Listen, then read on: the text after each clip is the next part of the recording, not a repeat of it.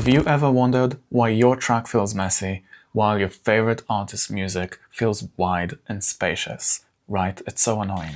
But in the last 5 years, I've been helping tons of clients improve the music production, and I saw that most producers think they need to add more elements to the track to get that 3D sound. But you don't need more sounds. That makes your track feels messy. What you need is to refine the existing elements in your track. So in this video, I will take a track of one of my clients and I will show you 3 simple techniques to make your music feel wide and spacious. Oh, and by the way, I also made a mixing spreadsheet, which you can download for free in the link below this video, so you know exactly what to do at every step of the process. Also, do you like my new glasses? I've been having a little bit of an eye strain recently, and I think these kind of help. They just block blue light. So this is the track. I already mixed the percussions and bass, and we are going to work on the leads.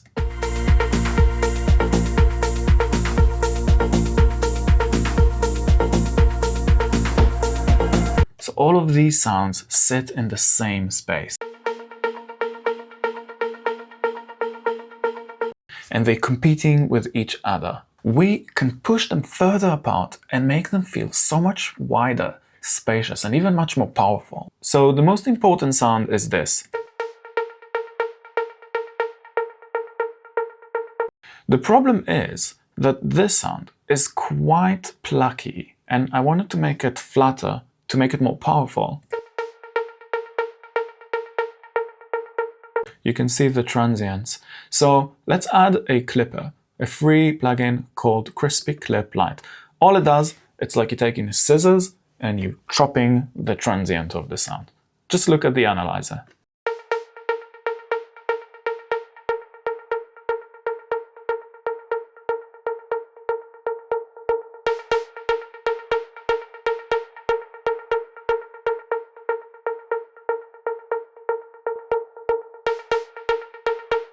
So this is already much more powerful. Now, the next technique is called mid-side EQ, and once you see what it does, you will never EQ the same again.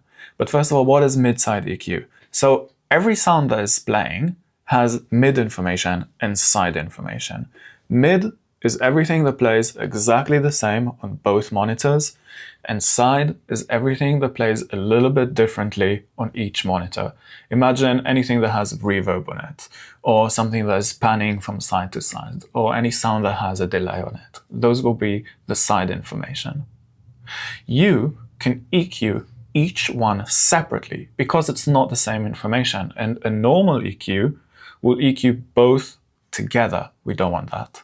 So first of all, we need to find a way to listen just to the mids and just to the sides. Luckily, in Ableton, it's very easy to do that with the utility plugin, and you click here and change this to mid-side mode. Now we can just listen to the mid.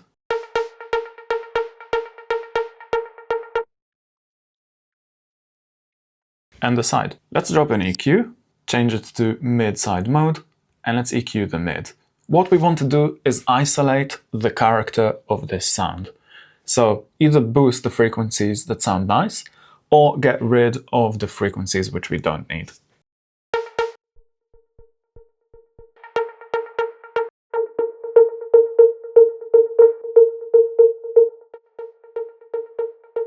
If you have a lot of these frequencies in your music, it's gonna make it sound horrible.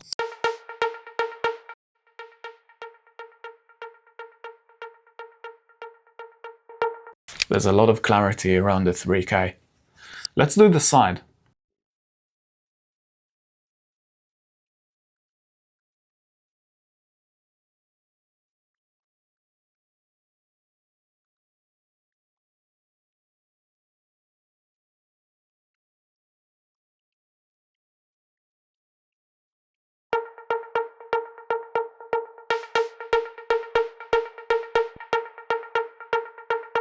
Already quite a bit of a difference. And notice that the side EQ and the mid EQ are different. That's why you always need to do mid-side EQ to get your track sounding wide, but that's not everything. What I want to do now is add a little bit of saturation to enhance everything. I'm going to use raw.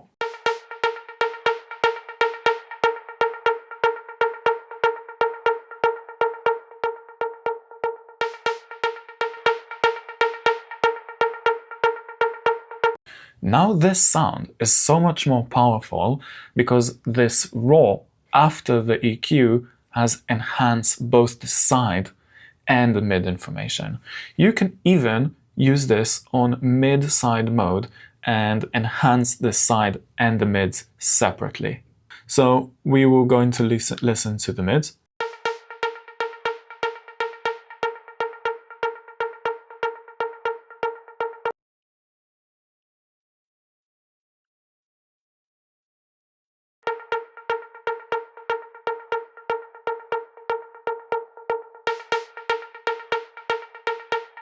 Sounds really nice. Now we have another sound here. So what I'm going to do first of all is add a mid-side EQ.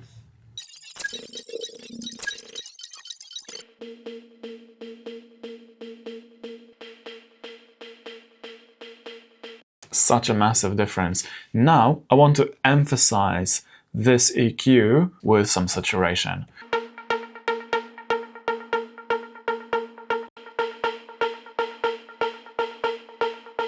Already sounding much better.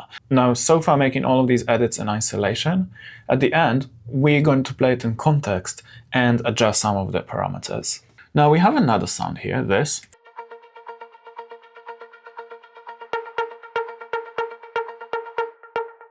Add something just in the background to make the sound feel fuller, but I want to push it even further apart.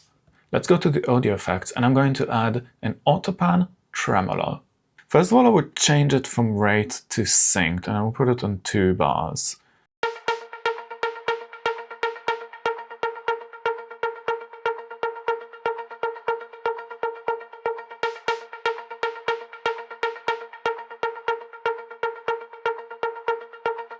Now that sound is really circling around, it's much nicer. And again, let's do some mid-side EQ to this sound.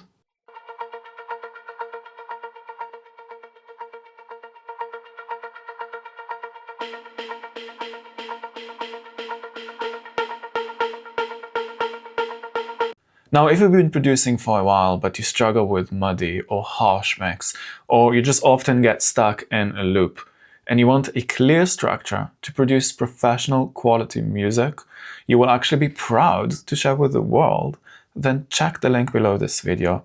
I've built a program exactly for you. So this is how the track sounded before the edits are made.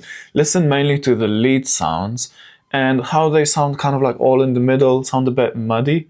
And the after version, they all sound wide and a lot more prominent.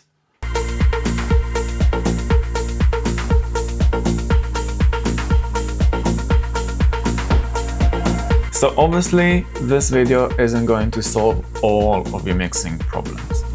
But one of my clients once said that the biggest difference for him was using a reference track. So in the next video, I'm going to show you my full system for using a reference track to get your music sound closer to a professional quality.